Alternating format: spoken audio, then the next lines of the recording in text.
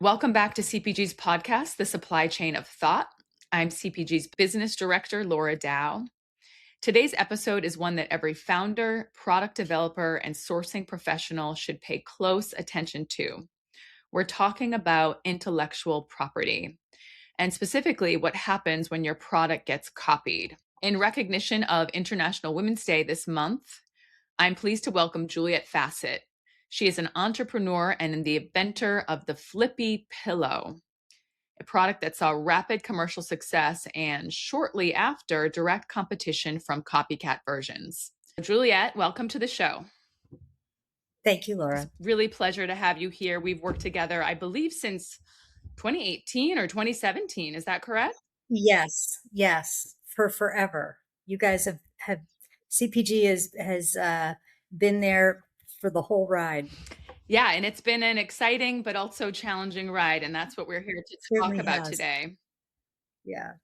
So today we're going to I do want to cover all things about your journey, not just your IP challenges, from your initial idea to the product and then developing that product, what early success looked like and all that excitement, and then the shift to what you're dealing with now, the IP challenges and the reality of defending your IP once your product hits the market.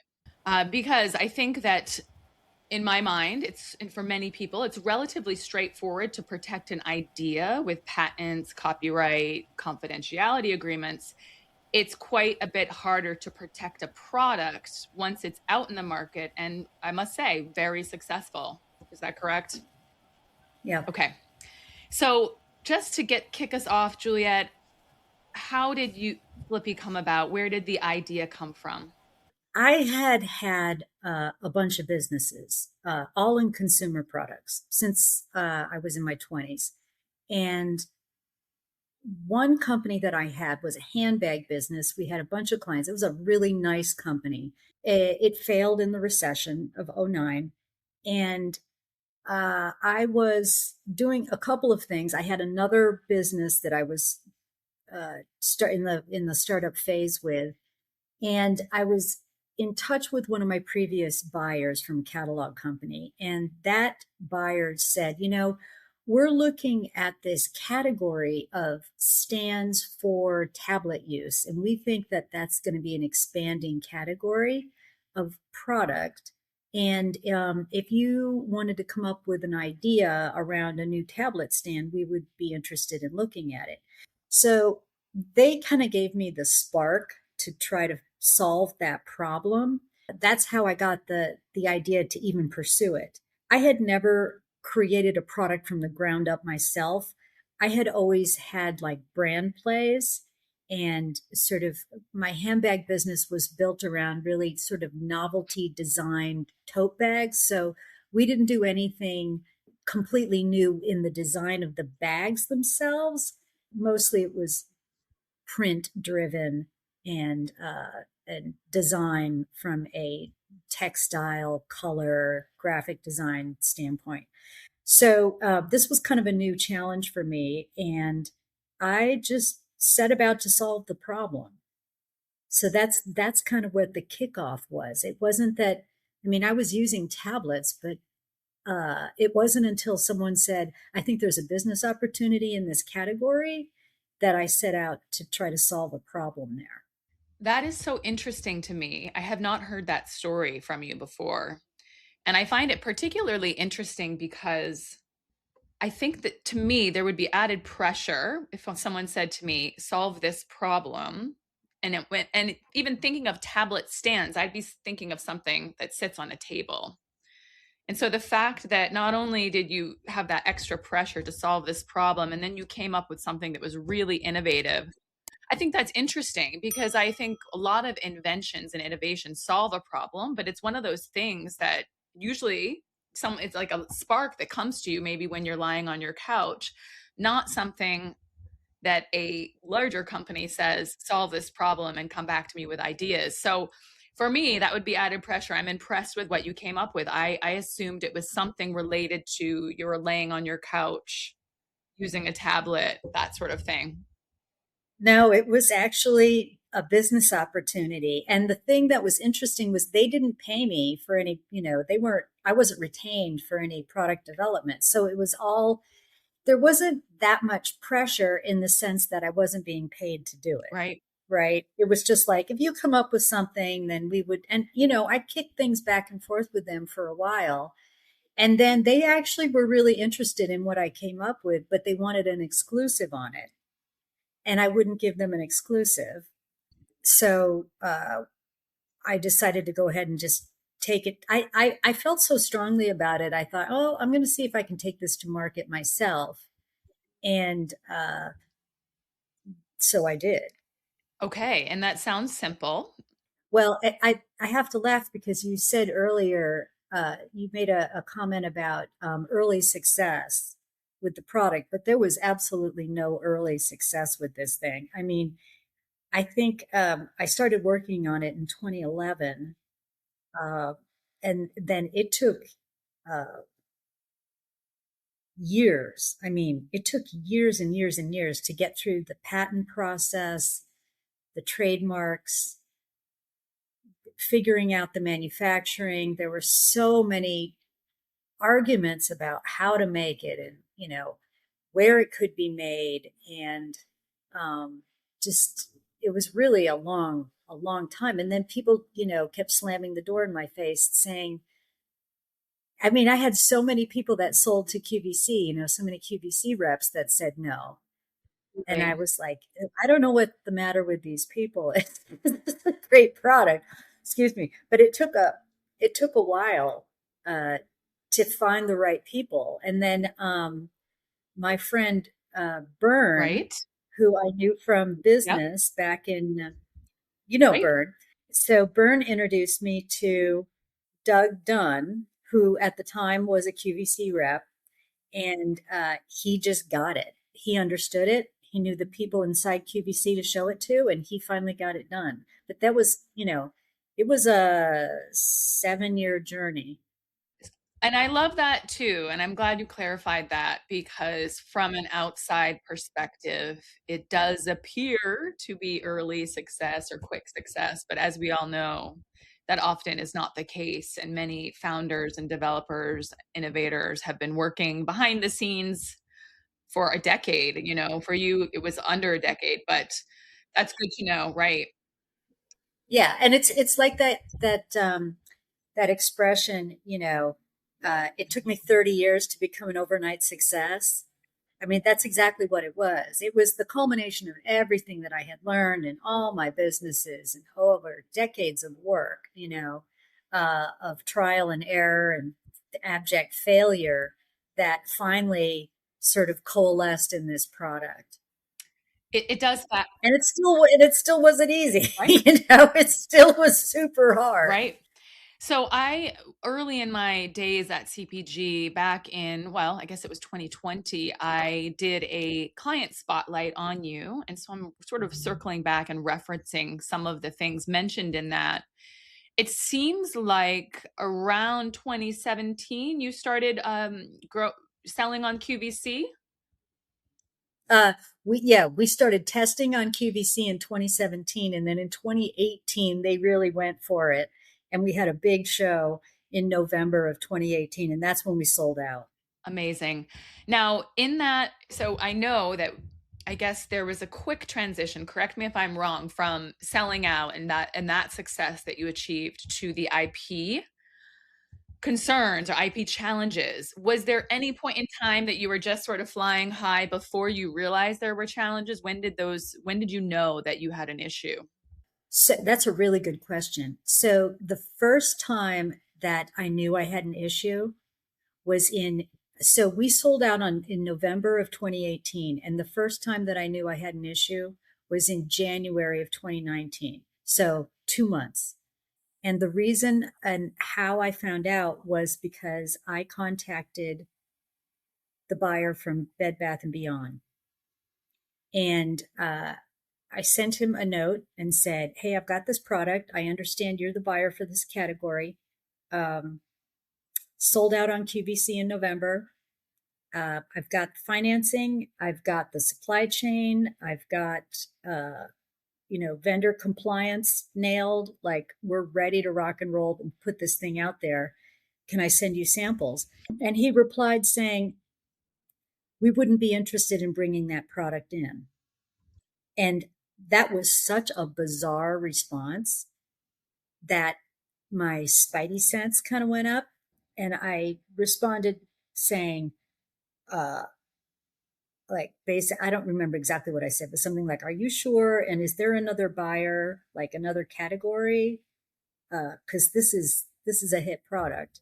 And he said, nope, not, wouldn't do that product.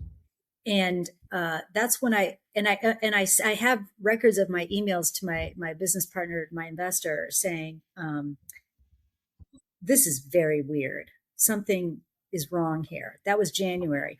In February, my girlfriend called from LA and said, there's a Flippy ripoff on late night television. And that's when I knew we were screwed. And it just went from there. Wow. And so because of that timeline sync, it happened so soon after you sold out. Obviously, this other, and are we saying them on air? Do you want to say the name of these other companies or should we Yeah, not? it's Ontel Products Corporation. Yeah. So they, Based in Fairfield, New Jersey. okay, Yeah. okay. And they must have started the process of producing it a while before that, correct?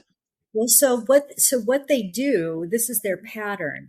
And I can't say for sure that this is what they did with my product, because we're still in the process of learning exactly what happened with my product. But their pattern is to get a product and then buy samples. And we have the data where Ontel bought samples, and also, so Ontel is run by Chuck Kubani, and Telebrands is run by AJ Kubani.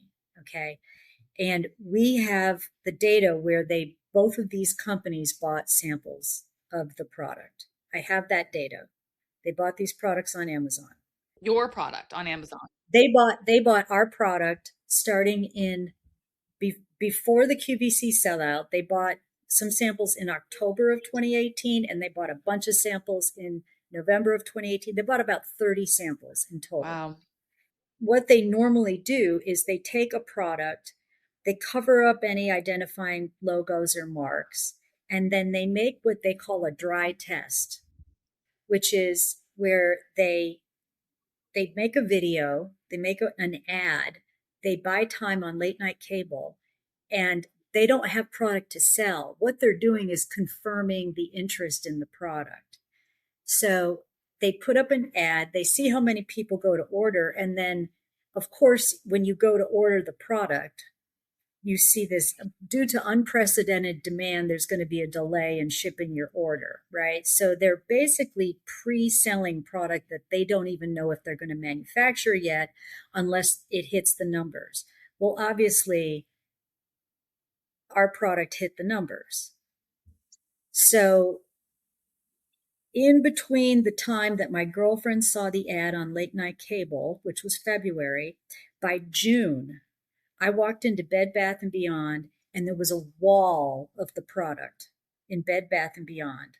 I went over to Walmart, wall of product in Walmart, and it just kept going and going. So it took them, I mean, talk about unbelievable speed to market. It took them from the time they discovered the product till the time they had blanketed the US retail landscape with a product that is, it's sizable. It ships, you have to ship it. It's made in China and it has to ship in containers. They made thousands and thousands and thousands of units. Wow. They were able to do that because you had done the upfront work of testing and design. Because it was very similar to your design, right? But not identical. No, it was basically identical. People couldn't tell the difference. The consumers couldn't tell the difference, except that their product was $10 less than mine. Absolutely infringing in multiple different ways. It's, did you cry? I think I don't even know how I would have reacted in seeing that. Well, I didn't. No, it actually, it's that's another interesting thing. I didn't cry then. I knew that when QVC hit, I knew that we would have competition. I expected competition. I did not expect outright blatant theft and infringement.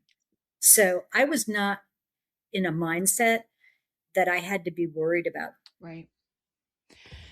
like that. Right.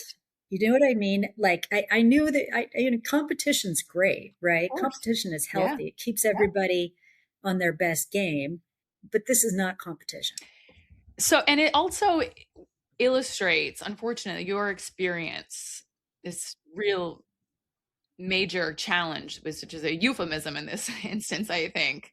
It illustrates an issue that I think most developers don't think about, product developers or innovators, because I published this blog around the same time after you had these issues, 7 steps to protect your IP. And in them, we talk about patents, copyright protection, confidentiality agreements, NNN, non disclosed, non use, non circumvent, molding and tooling agreements. We also talk about separating production. So not one manufacturer has your final design. You might do assembly in US, but more importantly than anything else is the suppliers, and finding trusted suppliers that love your idea and want to take it to market and are going to protect your IP and keep it from their competitors. So these would be Chinese manufacturers. So let's just assume for a second that we did all those steps. In your instance, once your product hit Amazon, it wouldn't have made a difference. They bought them up and they just reverse engineered and did the whole thing. And so what we often say, even though you do all these steps, you're not going to be fully protected if your product is very, very hot and it's completely popular. There is a chance that this will happen. But I think in your instance, it goes far beyond, just blatant theft and infringement. It's just so far beyond what I think most people would expect. Yeah. So one thing you said, there's at least a chance that it's going to happen. I don't even think it's a chance anymore. I think that once you hit any kind of significant sales, any kind of significant attention to your product, there is nothing you can do besides, be backed by a billionaire. There's nothing you can do to really counter the problem. There's a good example of someone that was able to challenge the Kubani family, not Ontel so much as Telebrands. So there's another inventor. His name is Josh Malone. He's an engineer from Texas, and Josh created a product called Bunch of Balloons. He got ripped off by the Telebrands company that is owned by AJ Kubani. And very early, I met Josh because the first thing that happens when you get ripped off by the Kubanis is you meet a whole bunch of other people that got ripped off by the Kubanis. I know a woman that got ripped off by the Kubanis in 1989. So this has been going on for decades, but it's become much more brazen. So Josh was actually able to litigate against Telebrands. And the reason he was able to litigate against Telebrands is because he had already licensed his product to a company called Zuru, which is a multi-billion-dollar Hong Kong based manufacturer of toys. And they were not going to put up with this crap from Telebrands. So they got into litigation and they went 6 rounds, 6 years of litigation, including multiple trips to the PTAB, which is the Patent Trials Appeal Board, which is a sort of administrative court within the USPTO. And they spent, the estimate is over $20 million in litigation. And they won. They got a $30+ million settlement. But it took years and it took millions and millions of dollars. These guys win just by virtue of their size, right? So one of the things they look at is what's the size of the company that's putting this product out. And they knew looking at my company, this is a teeny tiny company. Of course, it's privately held, so they can't see how much funding I have, what the investment looks like, but it's obvious it's a small business. And they figured my chances of being able to successfully fight them are very slim and that they're just going to get away with it. And even if I do manage to litigate, they're going to make so much money in the meantime that the litigation becomes just a cost of doing business.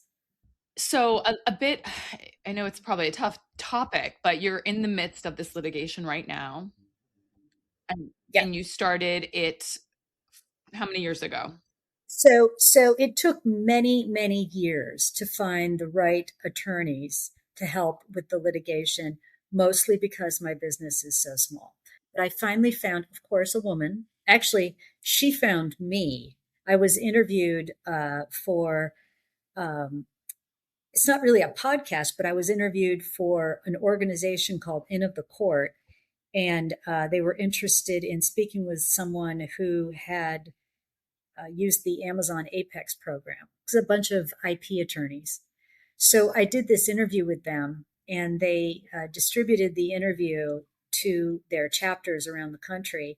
And um, an attorney named Tamara Frazier, who is based in the Palo Alto office of Squire Patton Boggs, she reached out to me and said, I think I know how to help you.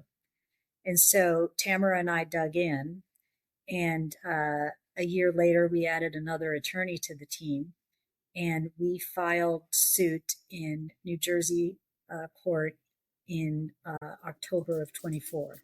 And so that process, filing the suit, took a couple years. Want expert insight on your supply chain? Schedule a free consultation with CPG Sourcing. CPG partners with companies across all industries importing from China. With over 46 years of sourcing expertise and a dedicated team on the ground, we help you secure high-quality products at the best price delivered on time. Visit cpgsourcing.com/book a call to see how we can strengthen your supply chain for resilience and sustainability. Mention Supply Chain of Thought when you reach out to receive 10 extra resource hours in your first month. That's cpgsourcing.com/book a call.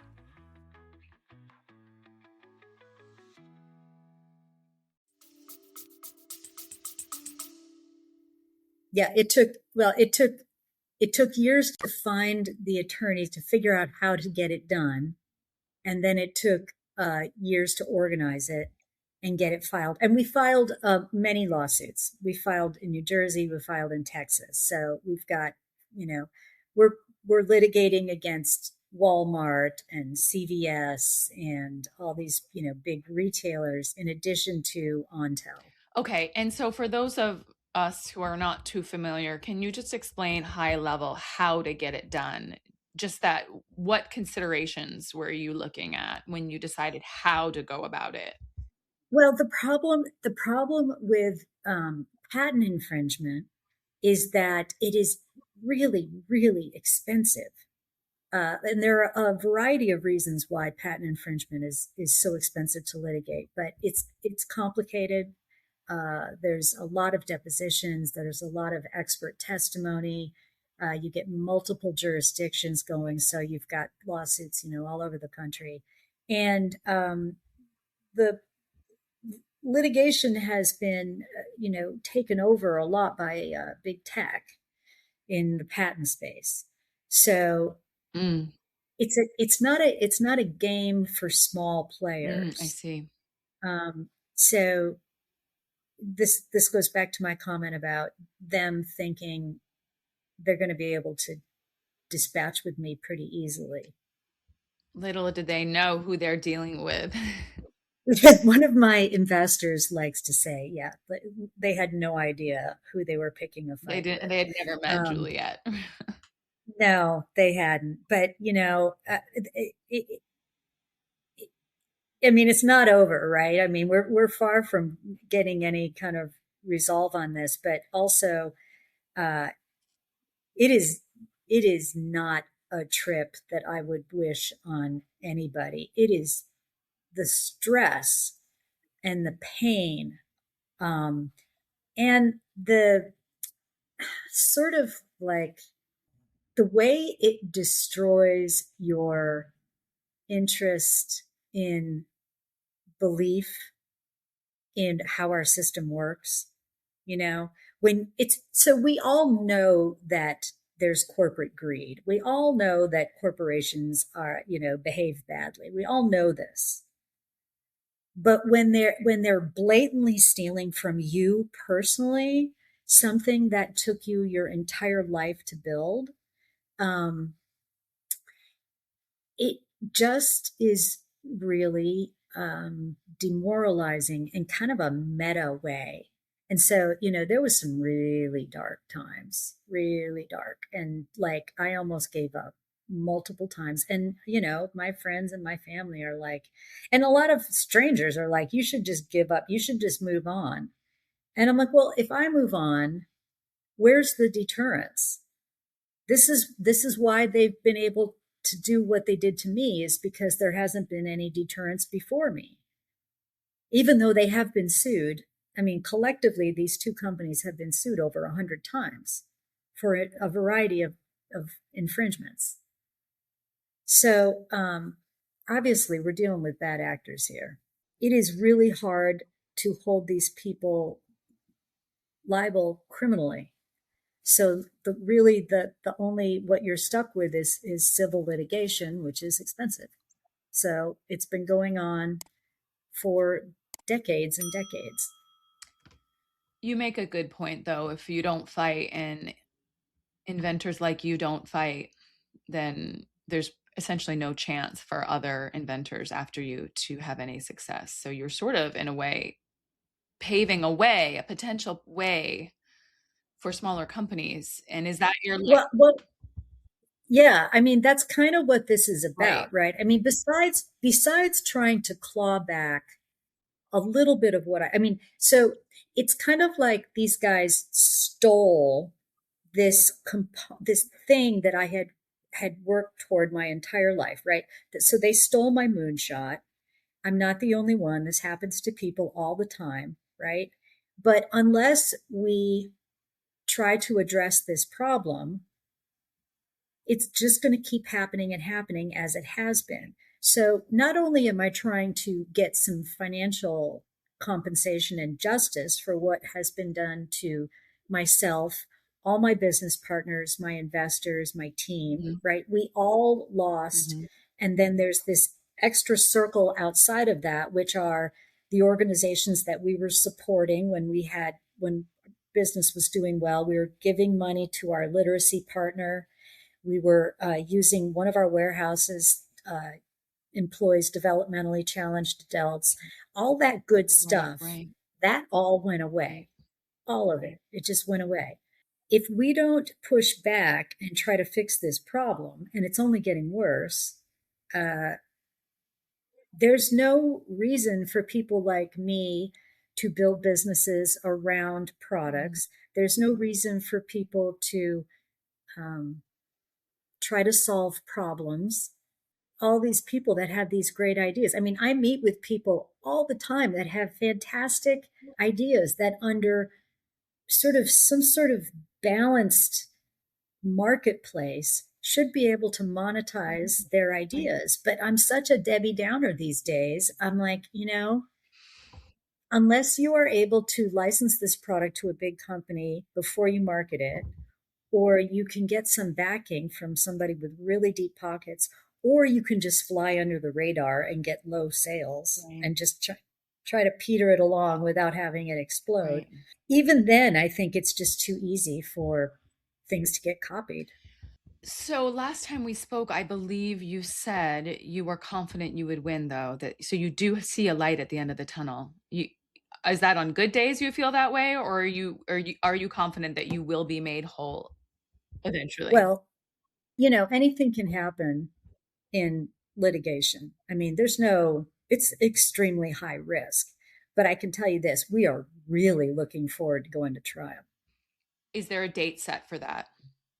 We do not have trial. We do have our Markman hearing at the end of April in New Jersey. So the Markman hearing is a very important part of the patent litigation process.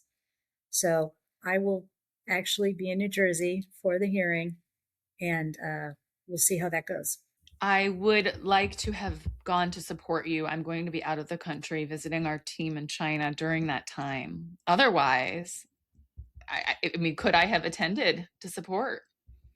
I think it's okay. I think people can go to it. Hmm. I'm not sure, but Hmm. I think people can go to it. So just a couple, final questions, and then I want you to be able to discuss any other topics that perhaps I didn't ask yet, so feel free to fill in what I might have missed. But you mentioned this other company that was backed by a larger group that won against Ontel. Yep. Have there Yeah. been companies your size that you know of that have won? Or are you going to be the first, hopefully? Well, so there have been so many lawsuits, and we do know that most of these lawsuits get settled. Okay. I don't know how many of those companies were as small as mine. I have no idea, but I do know that there have been a lot of lawsuits that have been settled. Okay. So that's the data that we have on that. There are a couple of things here. A lot of these companies seem to be um, owned or run by women. I think because in consumer products, this is a category where there are a lot of women participating in the process, in the industry. That kind of really makes it in some ways even worse. Okay. So I guess just looking back, knowing what you know now, where we are today, not where we might be when you win. I'm just going to be optimistic and say when you win. It sounds like you wouldn't even attempt to do what you did. It seems like you wouldn't, if you had the information, knowing that you were going to get knocked off. If I could go back in Hmm. time, what I would have done was when we got our really good positive Hmm. tests from QVC, when we were testing before they really went large, when we got those positive Hmm. tests, I would have reached out to find a partner, a bigger company to collaborate with, uh, to try to bolster our protection Got it. Hmm. immediately. So, once you, like, if you have a positive test at QVC, that means something, right? I Right. mean, Yeah. they test the product a couple of times, and there's a lot of risk in those tests. It's a big financial commitment for a small business. But if you come out of that testing process with the right feedback, data wise, uh, you have enough information, I believe, to try at least to partner with another Hmm. company. And the way that that can benefit larger companies is that they can get products that, are just coming out of the blue for them, nothing that they've been working on Right. developing, but somebody, an independent inventor, product developer, entrepreneur like Hmm. myself, who has killed themselves for years figuring this Hmm. out, could come to them and say, "Hey, I got a hit here. Let's do this Right. together." Right. If I had had that, I don't think I would be in the position that I'm in today. And so do you, yeah, That's that's the only possible thing that I can come up with. right. That would be your recommendation for other entrepreneurs like you, women owned businesses, product developers, that piece of advice there, in addition to all the other steps taken to protect IP, that crucial component. Yeah, I mean you have to get your Right. patents, you have to get your trademarks. I mean you have to do all that stuff Right. anyway. So I just that's the only solution that I mean maybe there, people that are so much smarter than me can make suggestions that are super cost effective, but in my estimation, without a large corporate shield to protect you, um, you're just going to get eaten alive. And you still have to do the entire process up to the point where you show that there's money there. Mm-hmm. Once you show there's money there, then I think that gives you some grounds to go and talk to people. I don't advise that people take their ideas unless they're going to like open innovation, type of platforms where people are just looking for ideas Mm-hmm. at that Mm-hmm. level and the person doesn't want to develop it and like I did, take it all the way to market. But if you still have to go all the way through taking the product to market to prove the viability of Right. it. But once you've proven the viability of it, then, that's great. Mm-hmm. If you have the idea and you just want to sell the idea to somebody else, that's a different Right. thing. Right. Thinking of switching suppliers? Let us review your options. We offer free benchmarking for all our podcast listeners. With a network of thousands of suppliers, why not see if you can get a better quality product at a lower price? Go to cpgsourcing.com/book a call to see how you can optimize your supply chain today. That's cpgsourcing.com/book a call.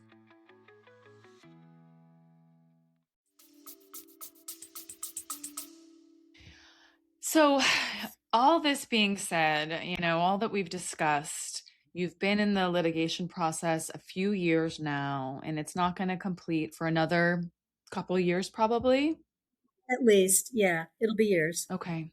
And so, what is keeping you motivated is this idea that you are helping future innovators, especially female owned small businesses, people like you, paving the way. Is that what you think keeps you motivated? And of course, financial recourse, essentially. Well, so I'm still running the Mm-hmm. business. We're still in business and the product still garners just gushing reviews. Wonderful. It's well made. People love it. Okay. And yeah, this has sort of changed my life's trajectory. Mm-hmm. If I had not gotten ripped off, I would have sold the company years and years ago. I would have taken it probably from the sellout at Amazon. I probably would have taken it another 18 months and then just sold it because I didn't really want to build out. I've had companies where I had a lot of employees and had an office and all of that, but that's kind of it's not a format that I wanted to work in Mm-hmm. anymore. Um, I would have sold the company and gone on and done other things. But because my life got hijacked this way, it just became a matter of survival financially and mentally. And so I've been doing this other kind of fight. So I'm still enjoying running the business and selling the product, um, which is great. I have very good partners to help me keep the business going. But the litigation thing has become very important and not something I ever thought was going to be taking over my life, but it has. And I'm trying to figure out what we can do to prevent more people from going through this. And it's a very serious problem for innovation and problem solving because a lot of the big inventions and big ideas come from people that are not working for corporations because they're going to go a mile deep on one little item and they're not trying to go across and work on a whole bunch of things. They're just going deep on solving one problem. Mm-hmm. And that takes a specific kind of wackadoodle. Well, I love that your business is still thriving. Would you use the word thriving? It's Well, we do most of our business on mm-hmm. Amazon, and Amazon is extremely difficult Mm-hmm. as a I've heard platform. that. You get feed to death on Amazon. Mm-hmm. It's very hard. We do have a Shopify store, but it's really expensive to get people to do direct marketing and get people to your store. And the retail landscape was destroyed by Ontel. So I'm kind of in an awkward position from a business standpoint that way, to really make the business go forward, I would need a lot more money than I have. So we're fine. We're stable. We just keep Chugging along. plodding. Yep, we just keep plodding along. But the tariffs don't help, and now, of course, the price of gas has thrown everything Right. up in the air. So Right. I feel like I'm like some dog that's on a chain out in the yard, and every once in a while, some nameless, faceless person comes out and just yanks the chain a couple of times, and I just, Jesus. So it's very demoralizing, but you gotta keep going, and you gotta work with what you got. So I'm just gonna keep fighting. It's true. It's true. And at CPG, we are actually sending out these cards that I actually developed last year. It's a Chinese idiom that I learned when I was a Peace Corps volunteer, and it's "Cheng Feng Po Lang," and it literally means ride wind and break waves. But it's about using adversity and like a large wave, a big storm coming at you, but using that adversity and using your little paddle, the challenge that you're facing, to propel yourself forward. And it does change the trajectory of your life. But that is that is how life happens, It happens to all of. I Yeah. mean, it is a bummer what has happened to me, but I mean, everybody has pain in their lives. I just find this particular episode unwarranted Mm, and not something that we should permit in this country. right. And I think we got to step up. So I just wanted to do our small part to help you raise awareness, because I know you're doing a lot, and also for your brand. I'm on your website now, and you actually have two products, right? You have the main Flippy and you have Cousin. Posen, yeah. Cousin. So Posen is actually a product that we still have the product, but that was another sort of victim of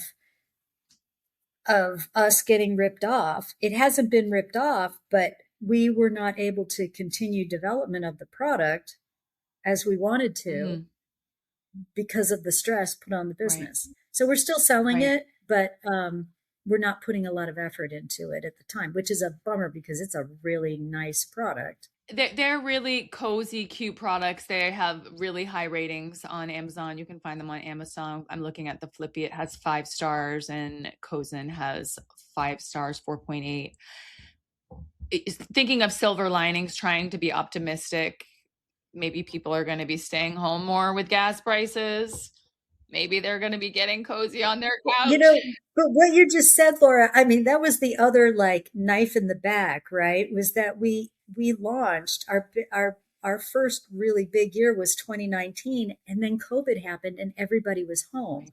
So products for work at home and being on your electronics at home Right. exploded, So you in a know? way, that was, you might not have seen that sort of surge in business growth, because I think it was in the double digits for you, right?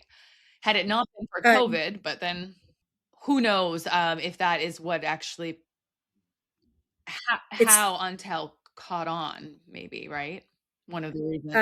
well, no, I think that the product was really good to Right. start with, It is. but then there was that market force that worked in favor. Right.